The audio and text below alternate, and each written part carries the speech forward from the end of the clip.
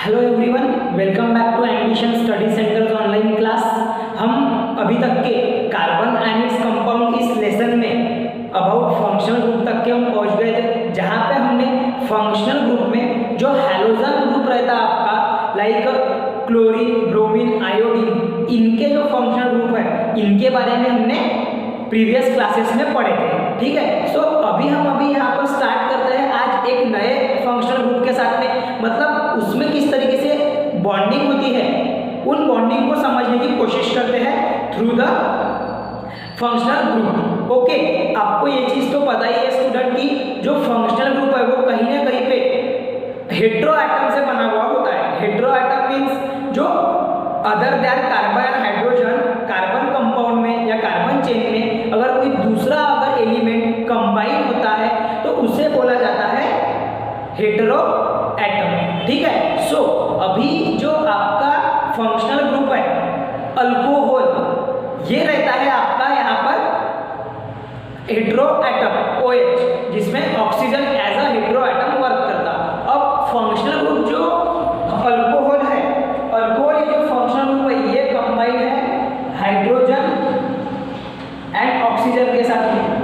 दिख रहा है आपको उसके मॉलिक्यूल आपके स्ट्रक्चरल फॉर्मूले में, आपको आपके स्ट्रक्चरल फॉर्मूले में दिख रहा है कि जो अल्कोहलिक ग्रुप रहता वो रहता है हाइड्रोजन और ऑक्सीजन के साथ में कंबाइन। ठीक है, वो मूल मिला के बना था बॉन्ड OH। समझ में आ रहा है? उसके बाद में ये जो बॉन्ड है, ये जो आपका बॉन्ड है, इसको सेटिस्फाई करने का काम कौन करता? Alkyl group. उसको सेटिस्फाई करने का काम करता है alkyl group, like CH3, C2H5, C3H7 etcetera. ये सब क्या करते हैं? उस अल्किल ग्रुप को, मतलब कि जो R है, अल्किल ग्रुप मीन्स क्या? R, उस R को सेटिस्फाई करने का काम कौन करता है? Alkyl group. मतलब कि जो अभी फंक्शनल ग्रुप है alcohol,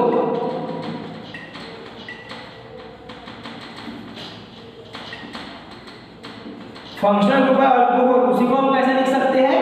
R bond OH, R bond OH। और ये जो हाइड्रोजन है ये इस ऑक्सीजन के साथ में कंबाइन रहता, मतलब कि ये जो हाइड्रोजन है इसका बॉन्ड अल्किल ग्रुप के साथ में नहीं रहेगा, उसका बॉन्ड रहेगा हाइड्रोजन के साथ ना ऑक्सीजन के साथ में, और उसकी वैलेंसी सेटिस्फाई होंगी। इट मींस कि वो ऐसा भी लिख सकते हैं। समझ में आ रहा? OH समझ में आ रहा? Alcoholic group.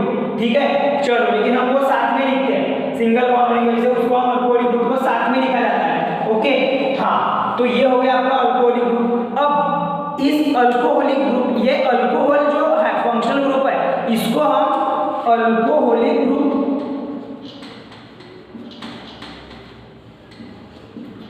या फिर ये OH होने के कारण से हाइड्रोक्सिल ग्रुप भी बोल सकते हैं। अल्कोहल को हम अल्कोहलिक ग्रुप या फिर हाइड्रोक्सिल ग्रुप भी बोला जाता है।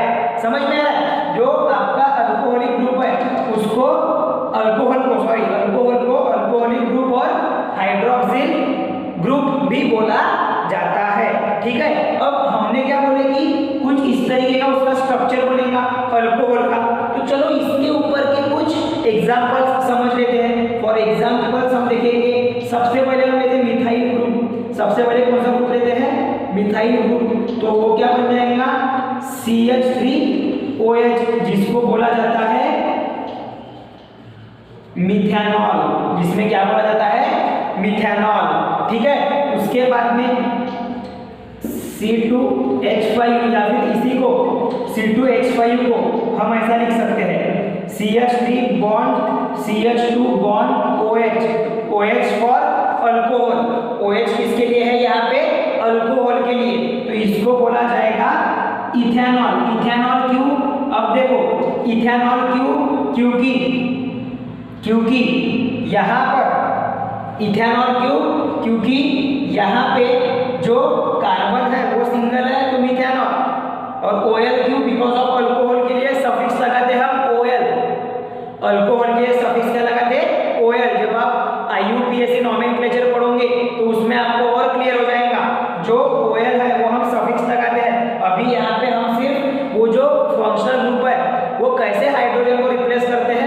उसके बारे में समझ रहे हैं, तो इसलिए हम वो अभी समझ रहे हैं, ठीक है। उसके बाद में और एक लेते हैं CH3 CH2 CH2 OH, तो ये बन जाएगा फिर आपका सॉरी ब्यूटेनॉल नहीं, 3 कार्बन है तो प्रोप, फिर NOL नॉन प्रोपेनॉल। समझ में आ रहा क्या आएगा आपका propanol. Is it okay? Is this clear up to this? Is this clear up to this? ये हो गए आपके अल्कोहल। नेमिंग कैसे की जाती है वो IUPAC नेमिंग में हम और अच्छे से और डीप में पढ़ेंगे। यहाँ पर अपने को ये ध्यान में रखना है कि अगर अल्कोहलिक ग्रुप है तो सफिक्स में जो मीथेन इथेन है उसमें से ई हटके OL लग जाता है, बाकी सेंटेंस बाकी वर्ड जैसे का वैसा। समझ में आ रहा है? समझ में आ रहा है? OL लग जाता है लास्ट में, ओल, उसको क्या पढ़ते हैं हम? ओल, ठीक है। ये है आपका अल्कोहलिक ग्रुप। उसके बाद में जो आपका थर्ड आपका जो फंक्शनल ग्रुप था वो था अल्डिहाइड। आपको जो पढ़ना था थर्ड जो फंक्शनल ग्रुप था, आई होप आप कल का पूरा पार्ट रिवीजन करके आए हो।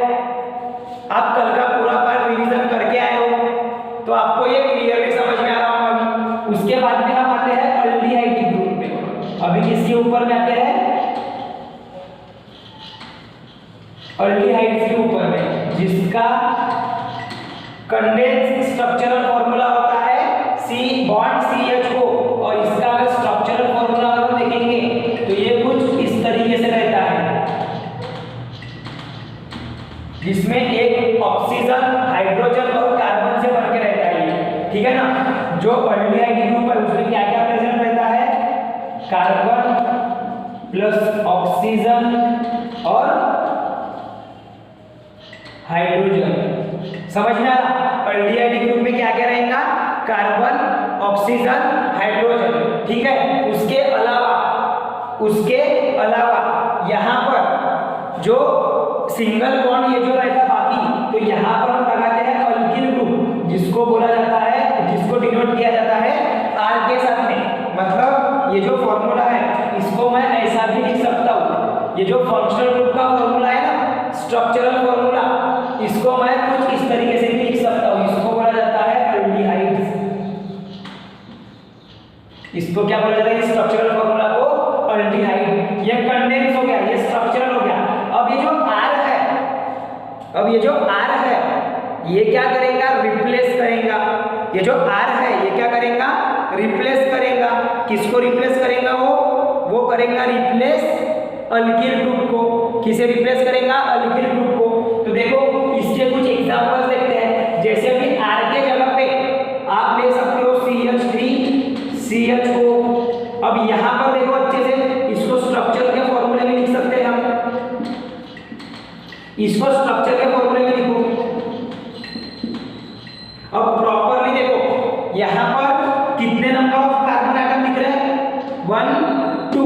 फंक्शनल ग्रुप को हमको ऐड करना है उसमें कार्बन में, ठीक है। अगर है तो 1 2 मतलब 2 कार्बन है तो इथ, 2 कार्बन है तो इथ। उसके बाद में इथेन समझ लो सीधा सीधा, सिंगल सिंगल बॉन्ड है तो, ठीक है, इथेन। अब इथेन में CHO ग्रुप लग गया। अगर अल्डिहाइड ग्रुप रहा, ध्यान से सुनो, अगर अल्डिहाइड ग्रुप रहा तो उसको बोला जाता है, लास्ट में लगाते हैं सफिक्स Al। लास्ट में सफिक्स क्या लगाते हैं? Al। किसके जगह पे? E के जगह पे। E के जगह पे सफिक्स क्या लगाते हैं? Al। मतलब ये इथेन में से E कैंसिल होके वहां पे लग जाता है Al। मतलब इसका नाम बन जाता है इथेनॉल। इसका जो नाम है ये क्या बन जाता है? इथेनॉल, ठीक है। कभी कभी क्या R ग्रुप नहीं रहता, ओनली सिंगल हाइड्रोजन रहता और कुछ इस तरीके से आपकी बॉन्डिंग रहती। इसको बोला जाता है मिथेनॉल। मतलब single carbon and CHO group, single carbon जिसमें CHO ग्रुप भी जॉइंट है, उसको बोला जाता है मिथेनॉल। कौन सा फंक्शनल ग्रुप प्रेजेंट है उसमें? अल्डिहाइड। ये फंक्शनल ग्रुप प्रेजेंट है। आपको क्या ध्यान में रखना पड़ेगा इसके लिए, अल्डिहाइड को समझने के लिए? ये स्ट्रक्चरल फॉर्मूला, बाकी तो पूरा इजी है। देखो सिंगल कार्बन है तो मिथेनॉल, डबल कार्बन है तो इथेनॉल। Al सफिक्स ध्यान में रखना पड़ेगा। कॉम्बिनेशन किसका किसका बनता? ऑक्सीजन कार्बन ऑक्सीजन हाइड्रोजन का, बराबर।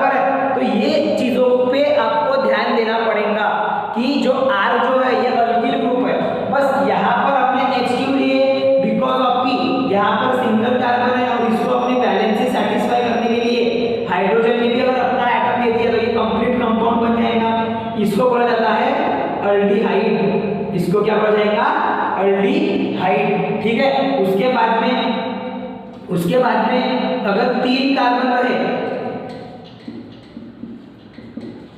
अगर 3 कार्बन रहे मतलब कि C3, तो इसको बोला जाएगा प्रोपैनल। क्या बोल रहा हूं, प्रोपैनल। कंफ्यूज नहीं होना है, यहाँ पर ओएल था लास्ट में, यहाँ पे एयर है लास्ट में। कंपैरिजन देखो इसका, अल्कोहल में ओएल रहता नेमिंग में और इसमें एयर रहता, तब जाके वो अपना फंक्शनल ग्रुप बनता है। समझ में आ रहा है? तो इस तरीके से आपको शॉर्ट में ये ध्यान में रखना है कि ऐसे कार्बन कंपाउंड जिसमें CHO ये आपको फंक्शनल ग्रुप दिखे, इसको बोला जाता है अल्डिहाइड्स। उन कंपाउंड को क्या बोला जाता है, aldehydic compounds, aldehydic carbon compounds. ठीक है, जिसमें OH as a functional group दिखेगा उसको बोला जाएगा अल्कोहल या फिर अल्कोहलिक या फिर हाइड्रोक्सिल कंपाउंड्स, कार्बन कंपाउंड्स। समझ में आ रहा?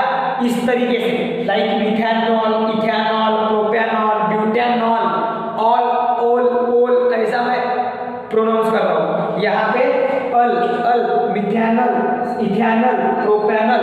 समझ में आ रहा? इस तरीके से। तो ये है आपके स्टूडेंट अल्डिहाइड और अल्कोहल के फंक्शनल ग्रुप, जनरल इंफॉर्मेशन उसके बारे में। ठीक है, अब हम देखते हैं कीटोन और कार्बोक्सिलिक का भी। पहले इसका स्क्रीनशॉट ले लो।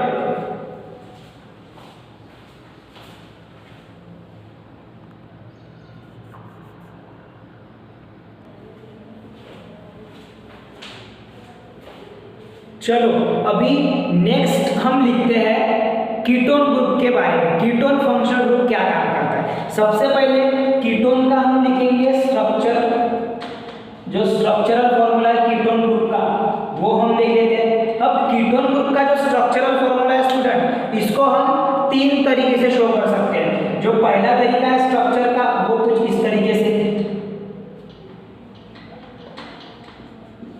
मतलब कि एक जो ऑक्सीजन है वो डबल बॉन्ड से कनेक्टेड रहेगा कार्बन के साथ में, और जो कार्बन की 2 वैलेंसीज है वो सेटिस्फाई करेगा वो दो अदर अल्किल ग्रुप के साथ में। ठीक है, फिर वो सेम भी रह सकते हैं, डिफरेंट भी रह सकते हैं। दूसरा जो उसका स्ट्रक्चरल फॉर्मूला है उसको हम ऐसा भी शो कर सकते हैं,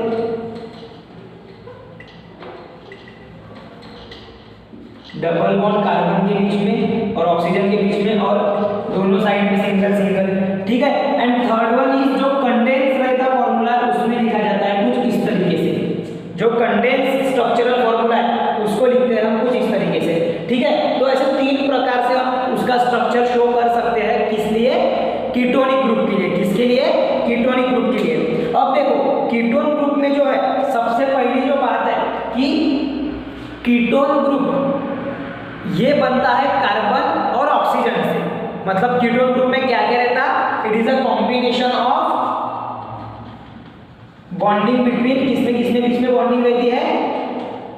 bonding between carbon and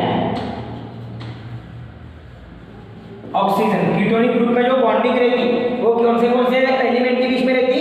carbon और ऑक्सीजन, जिसमें कार्बन ऑक्सीजन क्या है? Hetero atom. ऑक्सीजन क्या है? Hetero atom. Second thing is that ketone group को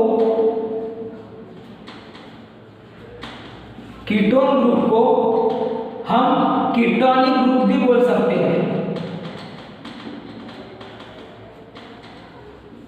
कीटोन ग्रुप को ही कीटोनिक ग्रुप भी बोला जाता है। ठीक है, और फिर जो दो वैलेंसीज है उसकी, जैसा 4 वैलेंसी है किसकी?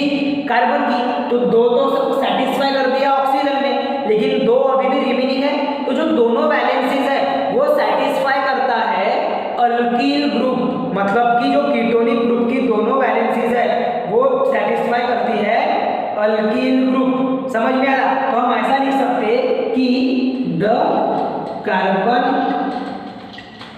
Atom ketone group.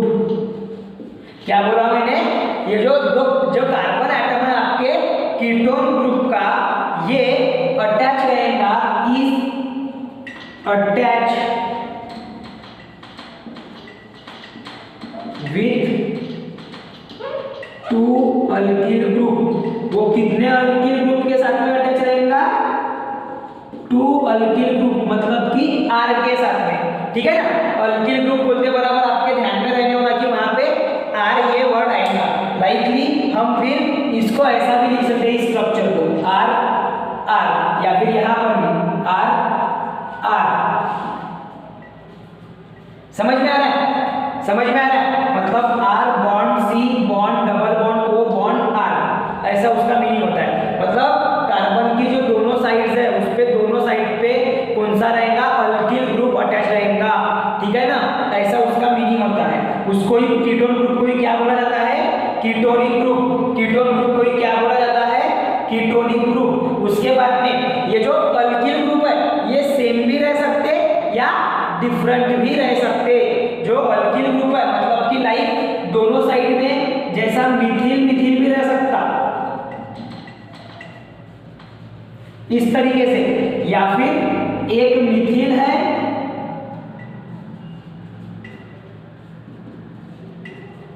तो दूसरा इथिल भी रह सकता है। एक इथिल तो दूसरा मिथिल, ऐसा भी रह सकता है कीटोनिक ग्रुप। समझ में आ रहा है? इस तरीके से भी रह सकते हैं। समझ में आ रहा है? पक्का? हाँ। इसके बाद में जो अपना और एक ध्यान देने वाली बात है कि जब हम नेमिंग करते हैं कीटोन की, जब हम कीटोन की नेमिंग करते हैं तो अगर सिंगल बॉन्ड रहा, मतलब कार्बन के बीच में, कार्बन और कार्बन के बीच में अगर सिंगल बॉन्ड रहा तो मीथेन, इथेन, अल्केन ऐसा बोला जाता है। लेकिन हम जब बात करेंगे कीटोन की तो जो ई जो है वो रिप्लेस किया जाता है, ई replaces from alkane by ONE। कौन रिप्लेस करता है उसको? ONE by ketone group. ONE suffix, ONE suffix क्या करता है? अल्केन में से E को रिप्लेस करता है ONE, और इसको जब हम प्रोनाउंस करेंगे तो उसको प्रोनाउंस करते वक्त ओन पढ़ते हैं। समझ में आ रहा? प्रोनाउंस करते वक्त क्या पढ़ेंगे? ओन, ठीक है ना। हाँ, मतलब कि जब इसका हम नेमिंग करेंगे, ये जो दो कंपाउंड मैंने बनाया इनका जब हम नेमिंग करेंगे तो इनको बोला जाता है 1 2 3, 3 कार्बन है तो प्रोप्या, और ई के जगह पे ONE मतलब प्रोप्यानोन, इसको क्या बोला जाएगा? प्रोप्यानोन। उसके बाद में हम बात करते हैं यहाँ पे इस कीटोन ग्रुप की, जहाँ पे 4 कार्बन दिख रहे हैं स्ट्रेट चेन में, ठीक है ना। तो 4 कार्बन है मतलब कि ब्यूट, सिंगल सिंगल बॉन्ड है तो चलो ANE, तो ये ई हट जाता है बोले अपने कीटोन ग्रुप होने की वजह से, वहां पर आ जाता है ONE, तो ये बन जाता है ब्यूटानोन। ये क्या बन जाता है आपका? ब्यूटानोन, मतलब प्रोपैनोन ब्यूटानोन, प्रोपैनोन ब्यूटानोन, ऐसा उसका मीनिंग होता है। ई रिप्लेस होता है अल्केन में से by 1 suffix ONE, one suffix बोलेंगे उसको, क्या बोलेंगे? One, OWN, one. समझ में आ रहा है? तो कुल मिला के कीटोन ग्रुप में ऐसे आपको वेरियस एग्जांपल्स पढ़ना है दोस्तों। हम अभी बात कर रहे थे यहाँ पे सिंपली एक एक करके सभी एग्जांपल्स की, लेकिन आपको यहाँ पे ध्यान देना है कि आपको सभी एग्जांपल्स में ऐसे करते रहना है। हमने यहाँ पर 2 ही लिए, मतलब दोनों साइड में अल्किल ग्रुप लिए, एक बार मिथिल मिथिल फिर इथिल मिथिल, मतलब कि यहाँ पर आपको दूसरे भी लेना पड़ेगा। प्रोपिल लो 3, मतलब प्रोपिल और मिथिल लो, अलग अलग रह सकते हैं आपके। समझ में आ रहा? कीटोन तो ऐसे आपको बनाना है, घर पे ट्राई करना है। बस R की जगह पे आपको अल्किल ग्रुप पुट करते चलना है, बाकी जो डबल बॉन्ड है वो तो रहेगा ही रहेगा आपका। समझ में आ रहा है? इसीलिए मैंने ये फॉर्मूले पे ज्यादा जोर दिया, और वही आपको भी ध्यान में रखना है, और ध्यान में माइंड में रखना है कि अल्किल ग्रुप जो है वो उस पर अटैच रहे। वेरी सिंपल, समझ में आ रहा है? बहुत ही सिंपल, ठीक है। हाँ, ये होता है आपका पूरे तरीके से कीटोन ग्रुप। क्या होता है ये आपका? कीटोन ग्रुप, जिसमें पहला पॉइंट तो हमने स्ट्रक्चर देखे उसका, जहाँ पे कार्बन जो है वो ऑक्सीजन के साथ में डबल बॉन्ड से अटैच रहेगा। उसके बाद में उसकी 2 वैलेंसी खाली रहेंगी, मतलब 2 बॉन्ड फॉर्मेशन में वो और जाएगा, तो वो जो दोनों बॉन्ड है वो उस पे अटैच रहेगा आपका अल्कील ग्रुप। कौन सा ग्रुप अटैच रहेगा? Alkyl group. अल्कील ग्रुप का मीनिंग क्या होता है कि लाइक एक हाइड्रोजन अगर हमने अल्केन में से हटा दिए तो वो बन जाता है अल्कील ग्रुप, मतलब कि Mithil, methyl group, ethyl group, है ना। उसके बाद में प्रोपाइल, ब्यूटाइल, ऐसे ऐसे ग्रुप जो है। और तीसरी चीज, चलो ठीक है, अल्कील ग्रुप जो है, अल्कील ग्रुप वो हमने लगा दिया वहां पे, अल्काइल ग्रुप लगा दिया वहां पे। उसके बाद में जो नेमिंग करते हैं हम उस कंपाउंड की, तो वहां पे जो ई, ये जो अल्केन में प्रेजेंट होता है वो रिप्लेस हो जाता है ONE से, और उसको प्रोनाउंस करते हैं इस ONE को ओन, वन नहीं ओन। इसीलिए जो ये हमने बनाया स्ट्रक्चर 3 कार्बन होने की वजह से प्रोपैनोन, पढ़ेंगे कैसे उसको? प्रोपैनोन, नॉट प्रोपेन 1, ऐसा नहीं, प्रोपैनोन, ब्यूटानोन।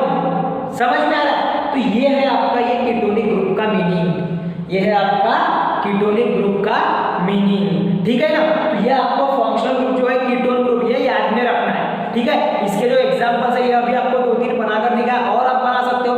IUPAC नेम जब करेंगे हम तो वहां पर हम एग्जांपल्स करेंगे एक्स्ट्रा के, वहां पर भी आपको और क्लियर होगा IUPAC नेमिंग में, ठीक है। चलो अब बढ़ते हैं अपने लास्ट वाला, जो मतलब अपने को 10th स्टैंडर्ड में जो हमको कंपाउंड्स पढ़ना है, जिसमें कार्बोक्सिलिक ग्रुप। अब कार्बोक्सिलिक ग्रुप क्या होता है? 4th वन है आपका, चलो यहाँ पे सेकंड लिख लेते हैं अभी फिलहाल के लिए, कार्बोक्सिलिक ग्रुप। अब देखो पहले इसका स्ट्रक्चर समझ लेते हैं भाई अपन। सबसे पहले हम क्या समझेंगे? सबसे पहले हम समझेंगे कार्बोक्सिलिक ग्रुप का स्ट्रक्चर।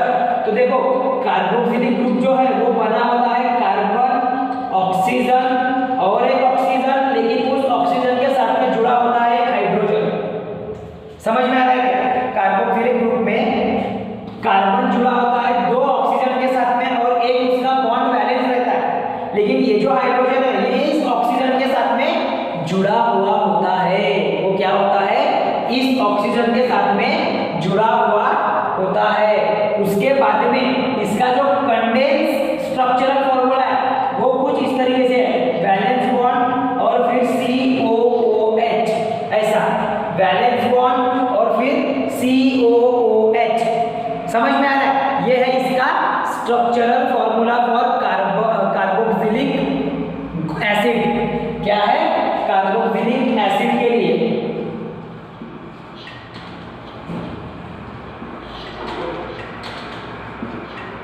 कार्बोक्सिलिक एसिड ग्रुप के लिए ये है आपका स्ट्रक्चरल फॉर्मूला। कौन सा? एक तो ये बॉन्डिंग के फॉर्म में, या फिर ये पूरे विदाउट बॉन्डिंग के फॉर्म में। समझ में आ रहा है? चलो तो ये है आपका स्ट्रक्चरल फॉर्मूला। उसके बाद में अब हम देखते हैं कि इनमें क्या क्या खासियत होती है। सबसे पहले जो कार्बोक्सिलिक ग्रुप है इसमें हेटेरो एटम प्रेजेंट रहता है ऑक्सीजन। कार्बोक्सिलिक ग्रुप में जो हेटेरो एटम है वो क्या है? ऑक्सीजन। और कार्बोक्सिलिक ग्रुप बना किससे किससे है? कार्बन, ऑक्सीजन और हाइड्रोजन के साथ में। अब यहाँ पे ये जो सिंगल बॉन्ड है आपका ये फुलफिल किया जाएगा एक तो अल्किल ग्रुप के द्वारा, मतलब अल्किल ग्रुप अटैच रहेगा कार्बन को,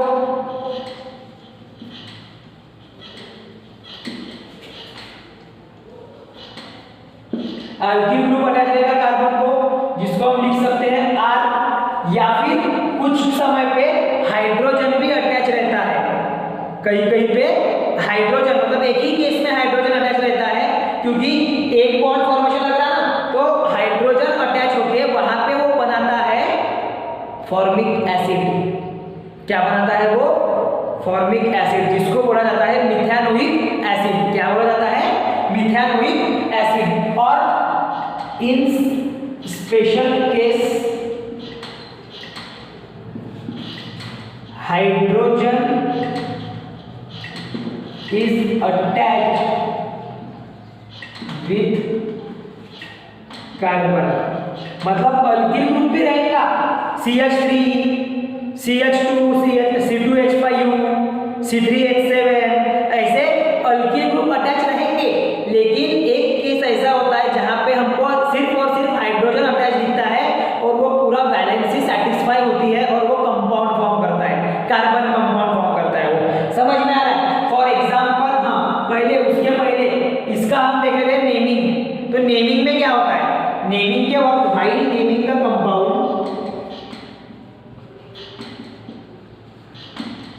while naming the compounds the letter E is replaced by OE and adding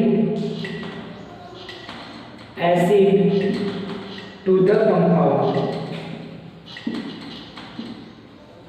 जो जब हम नेमिंग करते हैं कंपाउंड की, देखो ये पॉइंट क्या बोल रहा है, जब हम नेमिंग करते हैं इन कंपाउंड की तो जो अल्केन का पेरेंट अल्केन का लेटर ई है वो रिप्लेस किया जाता है by the OIC oic acid and adding acid to oic, वो ई के जगह पे और उसमें हम वर्ड ऐड कर देते हैं एसिड टू द कंपाउंड। उस कंपाउंड को हम कौन सा वर्ड ऐड कर देते हैं? एसिड का। अब इसका हम एग्जांपल देखते हैं। तो सबसे पहले जो एग्जांपल देखेंगे वो हम देखेंगे हाइड्रोजन के लिए, मतलब ये केस अपनी दूर हो जाती। जैसा पहले हम ड्रॉ करते हैं स्ट्रक्चर किसके लिए? कार्बोक्सिलिक एसिड के लिए, ठीक है। अब उसके बाद में ये जो बॉन्ड है यहाँ पर क्या रहेगा? Attach hydrogen. अब हमें चेक करना है कि ये कार्बन की वैलेंसी सेटिस्फाई हो रही है नहीं। तो ध्यान दो, ये है आपका सेंटर में कार्बन, एक सिंगल कार्बन जिसमें एक बॉन्ड है ऑक्सीजन के साथ में, तो ऑक्सीजन का दूसरा बॉन्ड हाइड्रोजन के साथ में, मतलब इसकी भी वैलेंसी सेटिस्फाइड। कार्बन की एक वैलेंसी यहाँ पर चली गई, दो जो वैलेंसीज है वो ये डबल बॉन्ड फॉर्मेशन में चले गया ऑक्सीजन के साथ में, और एक जो सिंगल वैलेंसी है ये आ गई यहाँ पे। मतलब कुल मिला के ये कंपाउंड बन गया स्टेबल, और इसको नाम दिया जाता है स्टूडेंट्स सिंगल कार्बन है तो मीथेन, जिसमें से ई हमने अभी निकाल के लिए बाहर निकाले। ई के जगह पे क्या लिखते बोले हमने? OIC, मतलब मिथानोइक, और उसमें ऐड कर देते हैं एसिड, ये वर्ड, तो ये बन जाता है मिथानोइक एसिड। इसको क्या बोला जाता है? मिथानोइक एसिड। उसके बाद में सेकंड हम अभी क्या करते हैं? इस कार्बन के साथ में CH3 बॉन्ड फॉर्म कर देते हैं, अल्किल ग्रुप। अब यहाँ पे क्या ज्वाइन करा देते हैं? Alkyl group. अल्किल ग्रुप है तो ये CH3 है, इसको हम ऐसा भी लिख सकते हैं। ये जो CH3 है इसको हम ऐसा भी लिख सकते हैं, CH3 बॉन्ड COOH, इसको हम ऐसा भी लिख सकते हैं, CH3 बॉन्ड COOH, मतलब कि ये और ये सेम ही है, ये और ये सेम ही है। अब यहाँ पर देखो कार्बन कार्बन के कितने बॉन्ड्स हैं? दो, मतलब कि ये बन गया इथेन, जिसमें से ई हम लिखते नहीं है, और कार्बोक्सिलिक ग्रुप होने के कारण ओइक, इथेनोइक, और वो बन गया एसिड। समझ में आ रहा है? ये बन गया एसिड। इनके कॉमन नेम अलग अलग है, इसको फॉर्मिक एसिड बोला जाता है, मिथानोइक एसिड को ही फॉर्मिक एसिड बोला जाता है, और इथेनोइक एसिड को एसिडिक एसिड बोला जाता है। तो ऐसा आपने ध्यान में रखना है इन द नेक्स्ट स्टेप, मतलब जब आप IUPAC नेमिंग पढ़ोगे, जब आप IUPAC नेमिंग पे जाओगे तो आपको पता चलेगा कि एसिडिक एसिड क्या होता है, मिथानोइक एसिड क्या होता है। ये IUPAC है, ये जो नाम लिखा मैंने ये IUPAC है। ऐसे कॉमन नेम सिस्टम भी दिया गया है जनरली। तो कॉमन नेम्स में हम देखते हैं कि ये जो कंपाउंड्स है इनको, जैसे इसको फॉर्मिक एसिड, इसको एसिटिक एसिड ऐसे बोला जाता है, ठीक है ना? हाँ, CH3COOH, समझ में आ रहा है? तो ये इस तरीके से कंपाउंड बना है। अब यहाँ पे क्या होगा? यहाँ पे एक मिथिल ग्रुप लगा, मिथाइल ग्रुप, हम वहाँ पे इथाइल ग्रुप लगा सकते हैं तो नया कंपाउंड फॉर्म होगा, ब्यूटाइल ग्रुप लगाए तो और नया कंपाउंड फॉर्म होगा। समझ में आ रहा है? तो कुछ इस तरीके से आपको प्रैक्टिस करते रहना फंक्शनल ग्रुप की। हमारा यहाँ पे मेन टारगेट क्या है? हमारा मेन टारगेट है इन फंक्शनल ग्रुप के स्ट्रक्चर को समझना कि कैसे कैसे उसमें कंपाउंड्स फॉर्म होते जाएंगे। समझ में आ रहा है क्या? नेमिंग भी एक एक करके हम स्टेप बाय स्टेप देखेंगे, लेकिन सबसे पहले ये जो फंक्शनल ग्रुप है, सबसे पहले ये जो फंक्शनल ग्रुप है, इनमें क्या कंपाउंड्स फॉर्म होते हैं, कैसे उनमें अटैचमेंट होती है वो कंपाउंड्स की, इन सारी चीजों को समझना काफी जरूरी हो जाता है। समझ में आ रहा है? इन सारी चीजों को समझना काफी जरूरी हो जाता है, बस वही करना है आपने। ठीक है, चलो अभी इसका स्क्रीनशॉट ले लो, फिर बढ़ते हैं अपने होमोलॉगस सीरीज में। फिर किस पे बढ़ते हैं? होमोलॉगस सीरीज पे।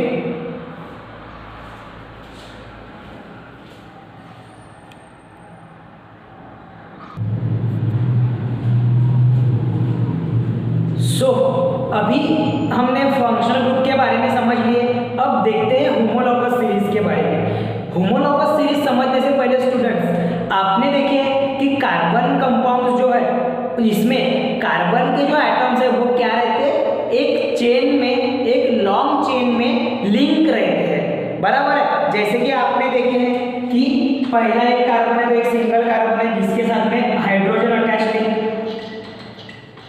है ना। फिर क्या होता था? एक हाइड्रोजन को रिप्लेस कर दिए तो वहां पर दूसरा कार्बन अटैच हो जाता था, उसको रिप्लेस कर दिए तो तीसरा, उसके बाद में फिर से चौथा, ऐसे करते करते कार्बन क्या कर रहा था?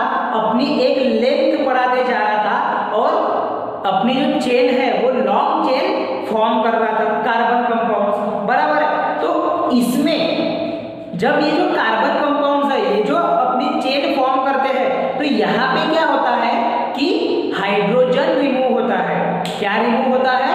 हाइड्रोजन रिमूव होता है। समझ में आ रहा है? हाइड्रोजन रिमूव होने के साथ साथ कभी कभार वहां पे हाइड्रोजन के जगह पे फंक्शनल ग्रुप भी आ जाते हैं। फंक्शनल ग्रुप्स को भी हमको मतलब रिप्लेस देना होता है। और आपने पिछले ही अभी कुछ ही समय पहले देखिए आपने कि फंक्शनल ग्रुप किस तरीके से हाइड्रोजन को रिप्लेस करते हैं कार्बन चेन में से, और खुद वहां पे आके एक नया कार्बन कंपाउंड फॉर्म करते हैं, है ना। तो उसमें क्या होता था कि अगर सिंगल कार्बन के साथ में अगर कोई फंक्शनल ग्रुप अटैच है तो वो एक कंपाउंड फॉर्म होता था। डबल कार्बन के साथ में अगर कोई फंक्शनल ग्रुप अटैच है तो वो दूसरा उसी का ग्रुप हो जाता, उसी का कंपाउंड हो जाता था। तीसरा अलग, चौथा ऐसा अलग, मतलब कि हर एक अलग अलग अल्केन में, सिंपली अगर पहले हम बात करेंगे तो अल्केन में से हाइड्रोजन को रिप्लेस करके, कार्बन कंपाउंड में से हाइड्रोजन को रिप्लेस करके एक वहां पे फंक्शनल ग्रुप ऐड हो जाता था। और वो जो फंक्शनल ग्रुप है वो कॉमन रहता था सभी कंपाउंड में। बस वहां पे कार्बन की जो लेंथ है, कार्बन के एटम्स की जो लेंथ है वो इंक्रीज होती थी। क्या इंक्रीज होती थी?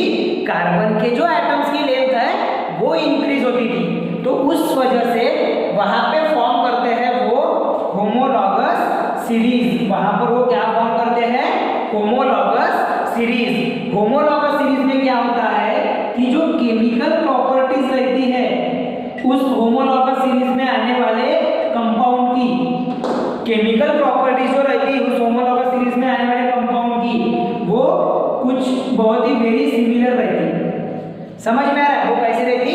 सिमिलर कहती है वो। समझ में आ गया? चलो तो अभी हम देखते हैं पहले उसकी डेफिनेशन, और उसके बाद में हम एग्जाम्पल के बेसिस पे उसको समझने की कोशिश करते हैं। ठीक है?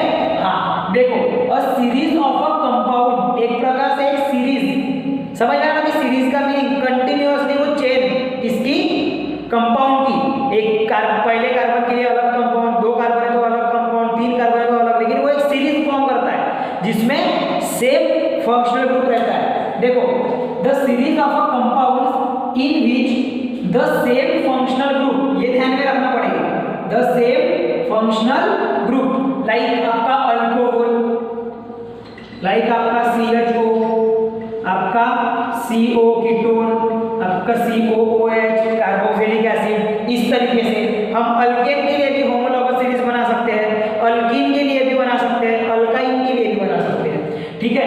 हाँ, वो functional group substitute for hydrogen, और वो जो फंक्शनल ग्रुप है वो किसके जगह पे सब्स्टिट्यूट किया जाता है? हाइड्रोजन के जगह पे। देखे हो आपने, जैसा CH 4 था जिसमें 4 हाइड्रोजन थे, तो एक हाइड्रोजन को ही तो सब्स्टिट्यूट करके वहां पे क्या बना गया था, OH, मतलब ये बन गया था फिर methanol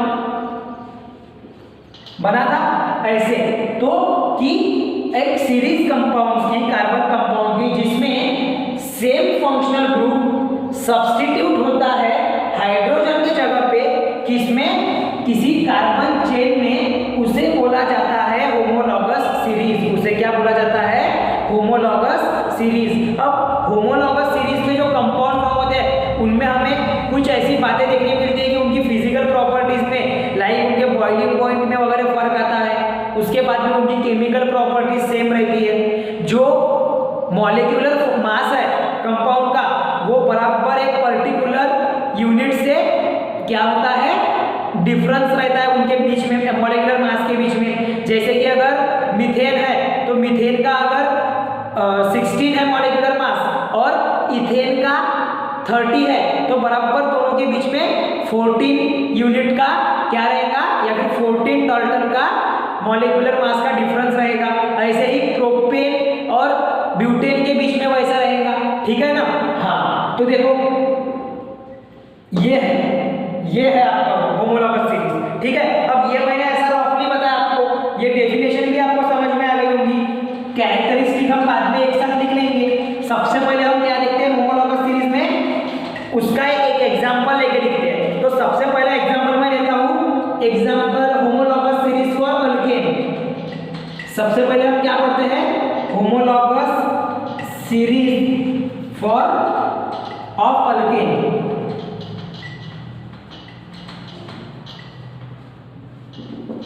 homologous series of alkane. अब अल्केन की जो होमोलॉगस सीरीज है तो वो कैसे तैयार करेंगे हम। सबसे पहले आपका कौन सा कंपाउंड आता है, मीथेन, जिसका फॉर्मूला है CH4।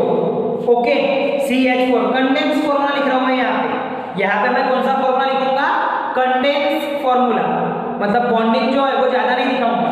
उसके बाद में सेकंड कौन सा आता है आपका, इथेन। इथेन में कैसा रहेगा स्ट्रक्चर आपका, देखो एक हाइड्रोजन रिप्लेस करके उस पे दूसरा कार्बन आ जाएगा। जब हम बात करते हैं अल्केन की तो एक हाइड्रोजन रिप्लेस होकर वहां पे दूसरा कार्बन आ जाता है, तभी जाके इथेन बनता है। वो कैसे, तो देखो CH4 है, मतलब कि इसकी बॉन्डिंग कैसे रहेगी CH4 की, कुछ इस तरीके से, हाइड्रोजन हाइड्रोजन हाइड्रोजन हाइड्रोजन।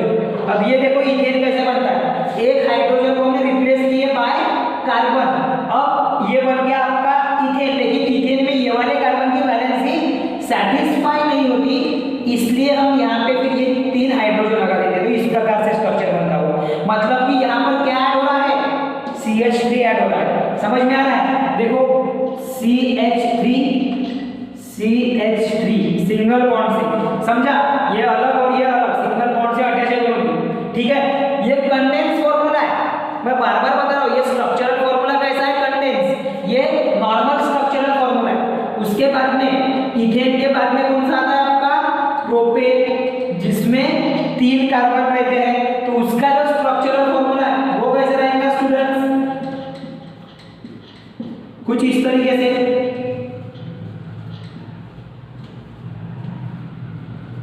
कुछ इस तरीके से, जहां पे CH3 पहले, बीच में CH2 और इसमें CH3, तो ये बन जाता है CH3 bond CH2 bond CH3। देखो उसके लास्ट में बराबर हर एक में अगर CH4, इसमें भी, इसको भी हम ऐसा लिख सकते हैं HCH3, मतलब उसके लास्ट में मीथेन को भी ऐसा लिख सकते हैं, बोला HCH3, लेकिन नॉर्मली ऐसा लिखा नहीं जाता, ठीक है। HCH3 मतलब इसमें भी आपको मिथाइल ग्रुप, मतलब कि जो CH3 है वो एज अ कॉमन क्या मिल रहा है, ग्रुप मिल रहा है, वहां पे as a common alkyl group मिल रहा है। हमने तो बात करें वैसे फंक्शन ग्रुप के लिए, लेकिन अल्केन में देखेंगे तो ये एज अ कॉमन आ रहा है लास्ट में। फिर आते हैं हम ब्यूटेन पे, चलो इसको ऐसा ही लिख लो CH4, ऑप्शन में ऐसे लिख लो, और CH3, इसी को ऐसा भी लिख सकते हैं, ठीक है। ब्यूटेन की बात करेंगे तो कुछ नहीं करना है, CH3 एक बॉन्ड CH2 का और एक बार बढ़ जाएगा, क्योंकि एक कार्बन बढ़ रहा है ना, CH3। उसके बाद में पेंटेन का CH3 bond CH2 bond CH2 bond CH2 bond CH3। अब ये ऐसा बढ़ते बढ़ते जाएगा, हेक्सेन के लिए, हेप्टेन के लिए, समझ में आ रहा, ऑक्टेन। तो इन सब में ये क्या होते जाएंगे, ये बॉन्ड्स बढ़ते बढ़ते जाएंगे और ये फॉर्म करेंगे होमोलॉगस सीरीज। ये क्या फॉर्म करेंगे, होमोलॉगस सीरीज। अब यहाँ पर आपको एक चीज खास तौर पे देखने मिल रही है कि ये जो जितने भी स्ट्रक्चर्स है, ये जो जितने भी स्ट्रक्चर्स है, ये CH2 यूनिट से बढ़ते जा रहे हैं। देखो अभी मैं बताता हूँ, जैसा ये जो CH4 है, ये जो आपका CH4 है, इसमें CH2 के यूनिट होते हैं 2। कैसे, देखो HCH3 है, मैं ये CH3 को भी कैसा लिख सकता हूँ, H bond CH2 bond H। मैं इस CH3 को भी कैसा लिख सकता हूँ, H bond CH2 bond H। उसके बाद में ये सेकंड स्ट्रक्चर पे आओ, CH3 के, देखो CH3 बॉन्ड CH3 है। अब इसको देखो कैसा लिख रहा हूं मैं, H bond CH2 bond CH2 bond H, ऐसा लिख के देख रहा हूं। मतलब कि आपको ये देखने मिलता है कि होमोलॉगस सीरीज में हर एक नेक्स्ट कंपाउंड CH2 यूनिट से इंक्रीज होता है। क्या होता है, उनके बीच में, दोनों के बीच में नंबर ऑफ कार्बन का डिफरेंस रहता। पहली बात तो किसका डिफरेंस रहता, नंबर ऑफ कार्बन का। एंड सेकंड थिंग कौन सा डिफरेंस आता, CH2 यूनिट, जिसको हम नाम देते हैं, CH2 यूनिट को नाम दिया जाता है मिथाइलिन यूनिट।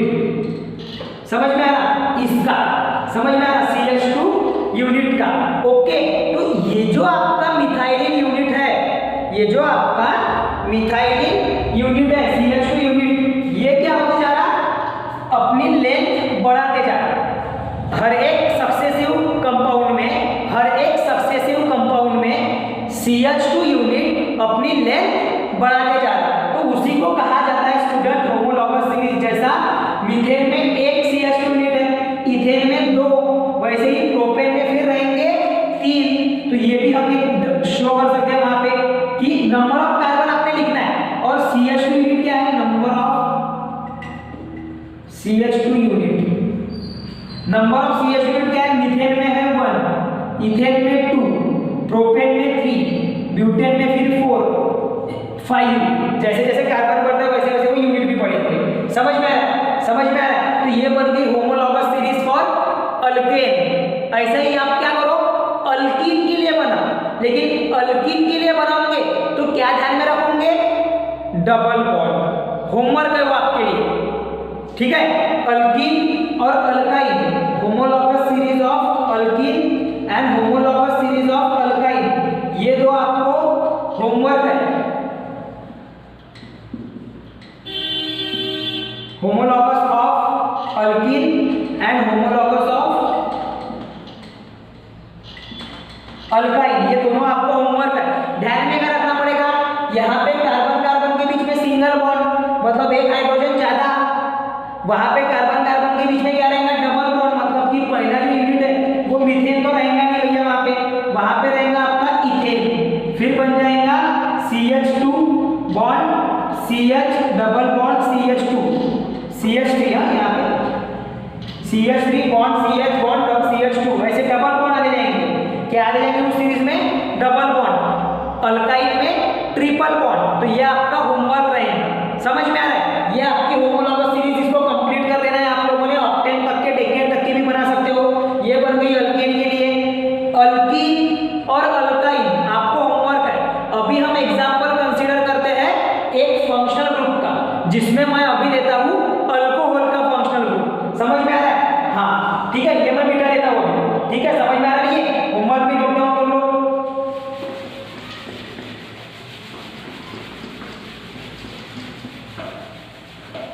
अब हम लेते हैं homologous series for functional group, जिसमें हम लेंगे अल्कोहल।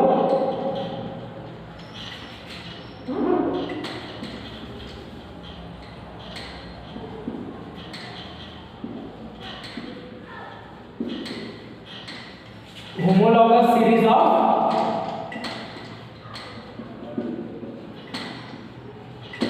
अल्कोहल। ठीक है ना। अब देखो अल्कोहल की जो होमोलॉगस सीरीज है वो कैसे होगी। सबसे पहले बनेगा आपका मिथेनॉल। अब मिथेनॉल जो है वो बनेगा कुछ इस तरीके से CH3OH, सॉरी जो आपका पहला मिथेनॉल है, हाँ वही CH3OH, जिसमें एक कार्बन, 3 हाइड्रोजन और एक ऑक्सीजन के साथ में हाइड्रोजन, ऐसा। उसके बाद में इथेनॉल।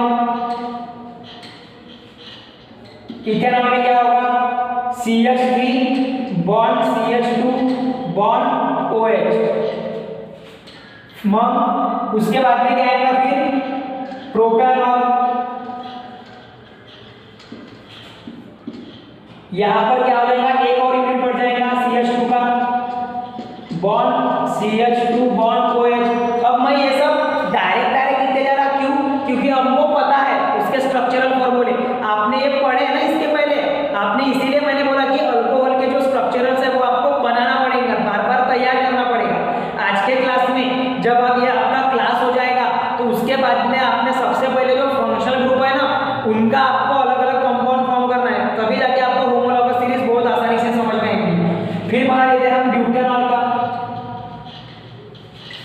ब्यूटेनॉल क्या रहेगा, 4 कार्बन रहेंगे इसमें, तो CH3 bond CH2 bond CH2 bond CH2 bond OH, ये रहेगा आपका ब्यूटेनॉल। फिर हम आते हैं पेंटेनॉल में। CH3 bond CH2 bond CH2 bond CH2 bond OH, इस तरीके से ये बनेगा आपका 1 2 3 4 5 पेंटेनॉल, और उसमें एक अल्कोहलिक ग्रुप। अब यहाँ पर कॉमन सेम फंक्शनल ग्रुप कौन सा दिख रहा है आपको, अल्कोहल, OH, ये भी और ये है ना, समझ में आ रहा है। ये दिख रहा है आपको सेम फंक्शनल ग्रुप जो कि सब्स्टिट्यूट हुआ है फॉर हाइड्रोजन। जब आप इसका स्ट्रक्चरल फॉर्मूला देखोगे, जब आप इसका स्ट्रक्चर ड्रॉ करोगे तो आपको दिखाई पड़ेगा कि वहां से कार्बन में से हाइड्रोजन ही रिप्लेस हुआ है, और उस कार्बन चेन को बोला जाता है होमोलॉगस सीरीज। क्या बोला जाता है, होमोलॉगस सीरीज। तो ये भी है आपकी होमोलॉगस सीरीज, जिसमें फिर से हर एक सक्सेसिव कंपाउंड, हर एक सक्सेसिव अल्कोहल CH2 इस यूनिट से डिफर कर रहा। हर एक सक्सेसिव कंपाउंड किससे डिफर कर रहा, डिफर बाय CH2 यूनिट। किससे डिफर कर रहा, डिफर बाय CH2 यूनिट, मतलब CH2 यूनिट का डिफरेंस है, उसमें नंबर ऑफ CH2 यूनिट्स का डिफरेंट रहता है होमोलॉगस सीरीज में। तो इस प्रकार से बन गई दोस्तों आपकी ये होमोलॉगस सीरीज फंक्शनल ग्रुप के लिए। आपने क्या करना है होमवर्क में, मैंने यहाँ पर अल्कोहल के लिए लिया, आपने करना है अल्डिहाइड के लिए, आपने करना है कीटोन के लिए, तो वो बनते चले जाएंगे आपको होमोलॉगस सीरीज, और आपका होमोलॉगस सीरीज का कॉन्सेप्ट भी क्लियर होगा। समझ में आ रहा है। अब इस पर से जो पहला आपका कैरेक्टरिस्टिक है, जो पहला आपका कैरेक्टरिस्टिक्स है किसके, होमोलॉगस सीरीज के, वो रहेगा आपका सबसे पहली चीज तो कि जनरल फॉर्मूला।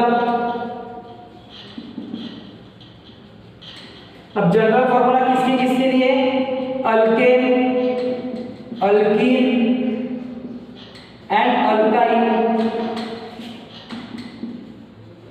अल्केन के लिए CnH2n+2 पढ़े थे अपन ने, इसके लिए CnH2n, अल्काइन के लिए CnH2n-2। समझ में आ रहा है। सेकंड थिंग इज दैट जो मॉलिक्यूलर मास है, molecular mass between 2 successive compound, जो होमोलॉगस सीरीज में दो सक्सेसिव कंपाउंड के बीच में जो मॉलिक्यूलर मास है वो रहता है is molecular difference, having the difference of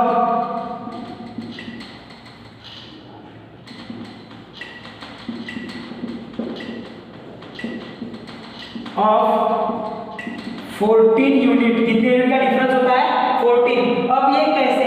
तो देखो हम कंसीडर करते हैं अल्केन के दो कंपाउंड CH4 और C2H6। समझ में आ रहा है? मतलब एक मीथेन और एक इथेन। तो मीथेन का जो मॉलिक्यूलर मास है स्टूडेंट वो है 16 यूनिट और इथेन का है 30 यूनिट। तो हम लेंगे डिफरेंस। हम क्या लेंगे? डिफरेंस। तो वो हो जाएगा 30 माइनस 16 इक्वल टू 14 यूनिट्स। कितना यूनिट हो जाएगा? 14 यूनिट। ये हो गया तीसरा और दूसरा कैरेक्टरिस्टिक। और तीसरा कैरेक्टरिस्टिक है वो हम लिखेंगे हाँ, तीसरा कैरेक्टरिस्टिक मैं आपको ओरली बता देता हूँ। तीसरा कैरेक्टरिस्टिक क्या रहेगा कि होमोलॉगस सीरीज में आने वाले कंपाउंड के केमिकल प्रॉपर्टीज इनकी सिमिलर दिखाई देंगी और फिजिकल प्रॉपर्टीज मतलब कि उनका मेल्टिंग पॉइंट, बॉइलिंग पॉइंट हमें डिफरेंट दिखाई देगा। समझ में आ रहा है? ये आपको ध्यान में रखना है। ऐसे ये कैरेक्टरिस्टिक्स है होमोलॉगस सीरीज के। समझ में आ रहा? आपने एक बार फिर से अच्छे से आपकी टेक्स्ट बुक रीडिंग करना है। अच्छे बच्चे रेफरेंस बुक का भी उपयोग करेंगे तो और अच्छे से क्लियर होगा। और जो मैंने होमवर्क का पैटर्न बताया कि कैसे आपने उसकी प्रैक्टिस करना है स्ट्रक्चर की और होमोलॉगस सीरीज की, वो तो आपने समझ ही लिया स्टूडेंट। ओके, तो चलो आज के क्लास में हमने बहुत ही एक महत्वपूर्ण पार्ट पढ़े जहाँ पे हमने कुछ कंपाउंड्स जो फंक्शनल ग्रुप के कंपाउंड्स है उनके बारे में समझने की कोशिश करें, कार्बन कंपाउंड। साथ ही साथ में हमने देखे कि होमोलॉगस सीरीज क्या होती है। अब अगले क्लास में हम देखने जा रहे हैं about the nomenclature of carbon compound. तो उसके लिए आपने नॉमेनक्लेचर्स वगैरह क्या होते हैं वो जरा पढ़ के रखना है for the next class. Preparation करके रखो, पहले से आपकी उसकी प्रिपरेशन करके रखो। और ये ऑनलाइन लर्निंग में आपको वो बहुत ही कारगर साबित होगा वो वाली चीज कि आपने पहले से ही उसको प्रिपेयर करके रखना है। ठीक है, मतलब कि